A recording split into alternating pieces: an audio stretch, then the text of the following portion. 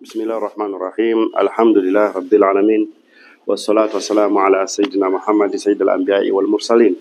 Amma ba'd. Tunapenda kumshukuru Mwenyezi Mungu Subhanahu wa Ta'ala ambaye ndiye mwezo wa kila kitu. Ndiye anempa mtu matatizo, muingiza mtu katika mtihani ili amjaribu na kumtoa katika mtihani ule. Ukiona Mwenyezi Mungu amekupa mtihani wa aina yoyote, basi ufahamu ni Allah Subhanahu wa Ta'ala anakupa mtihani ili kukupa majaribu. Ima pia yaweza kuwa mtihani ule ni sababu ya kufutiwa dhambi zako. Kwa hiyo hatupatwi na jambo lolote isipokuwa ni kwa uwezo wa Mwenyezi Mungu Subhanahu wa Ta'ala, na Mwenyezi Mungu ametaka.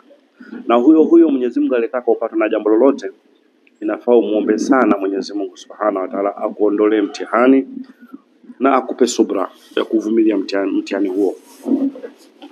Sababu ya kusema haya sababu ya kuyasema haya niyasemayo ni kwa sababu leo mahakama imemwachia Nifa na mwingine.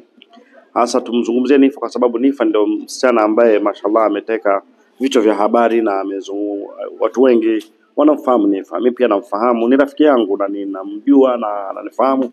Kwa hiyo Nifa ni msichana ambaye anapambana sana kutafuta maisha, na pia na imani ya kwamba ameingia katika mtihani huu bila kusudia ama bila kutaka, na hakujua kama hicho anachokifanya ni makosa ama ataingia katika mtihani.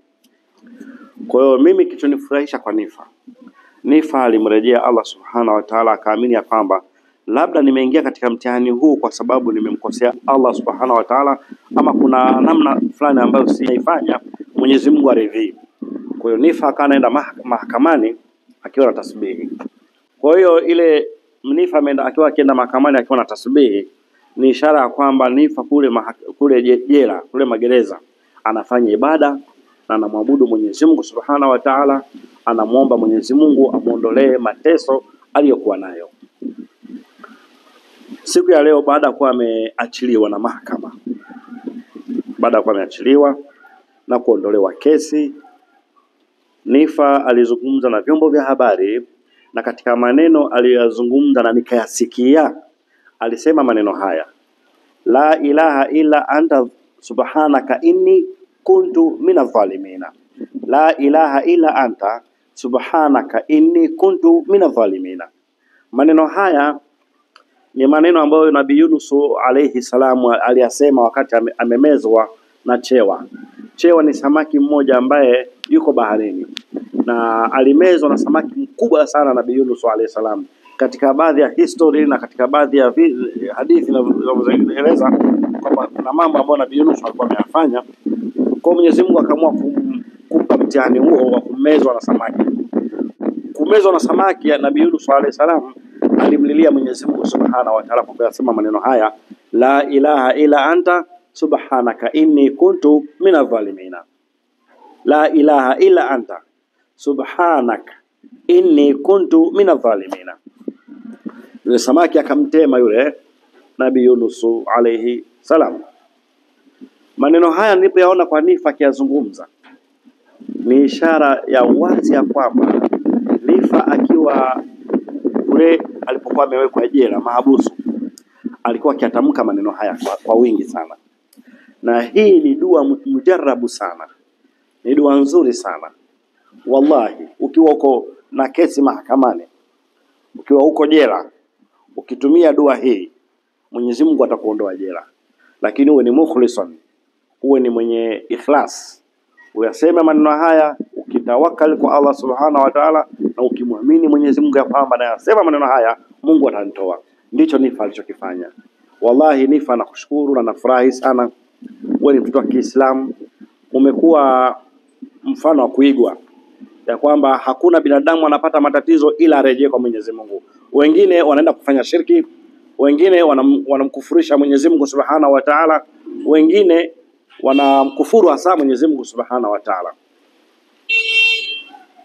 Kwa hiyo Nifa, wewe ni mtoto wa kike, Kwa kweli nimefurahi sana, na mimi ni katika moja wa watu ambao nilikuwa nikikuombea sana kwa Mwenyezi Mungu. Na hii kesi kwako uliokuwa umeipata ni ishara ya utukufu ambao ni ishara ya ufalme. Utakuja kuwa mtu fulani, Nifa. Utakuja kuwa mtu fulani katika hii ardhi ya Tanzania. Kama si katika wanasiasa ama katika watu wenye pesa nyingi sana, watakaopata pesa nyingi sana ni wewe, kwa sababu wewe ni mtu ambaye unapambana sana na unachakalika sana. Na balaa kama hili, mtu anapopata matatizo kama haya ya jela kwa kesi kama hiyo, huwa ni ishara moja nzuri kwake, itakokuja kuwa kwake kwamba atakuja kuwa na jambo zuri litampata. Mwenyezi Mungu hakupi mtihani wote ila kuna zuri linalokuja. Nifa. Mwenyezi Mungu hakupi mtihani wa aina yoyote ila kuna zuri linakuja. Wallahi utaniambia haya maneno nayasema hapa Nifa. Nakwambia Allah hakupi mtihani wa aina yoyote ila kama tatizo hili ila kuna zuri linakuja. Kwa hiyo endelea kumuomba Mwenyezi Mungu, endelea kuyatumia yale maneno ulikuwa ukiyasema, kwa sababu ukisema la ilaha illa anta subhanaka inni kuntu minadh-dhalimina ni maneno ambayo yanakufutia dhambi zako zinafutika, mateso mabalaa yanaondoka, ni mujarrab. Hii inaitwa dua udhinnuni. Inaitwa hivyo. Na Mtume sallallahu alaihi wasallam anasema alladhi yad'u bihadhi dua yastajibu Allahu lahu. Yoyote atakayeomba kwa dua hii Mwenyezi Mungu atamuitika maombi yake. Kwa ni dua ambayo inaondosha mateso, matatizo, inaleta riziki inafutisha dhambi. Kama mtu unamkosa utaomba dua hii, Mwenyezi Mungu anakufutia dhambi. Ni dua ambayo ina khawasi nyingi sana dua hii. Kwa kweli ina khawasi sana na dua hii. Na imani kama kuna mtu alimuelewesha Nifa kwamba soma dua hii, alimuelewesha vizuri sana. Hii ni dua nzuri sana jamani. Tuisome sana majumbani, popote pale. Ukitembea tu kuwa na tasbih yako la ilaha illa anta subhanaka inni kuntu minadh-dhalimin. La ilaha illa anta subhanaka inni kuntu minadh-dhalimin. Hata kama kuna tatizo ulikuwa ulipate, basi Mungu atalipisha mbali. Kwanza unapata thawabu kwa kusoma dua hii, unafutiwa dhambi kwa kusoma dua hii, unaondolewa matatizo kwa kusoma dua hii. Al-qurbu fahuwa da'watul munjia, inaitwa fahuwa da'watul munjia. Hii ni dua ambayo ni munjia.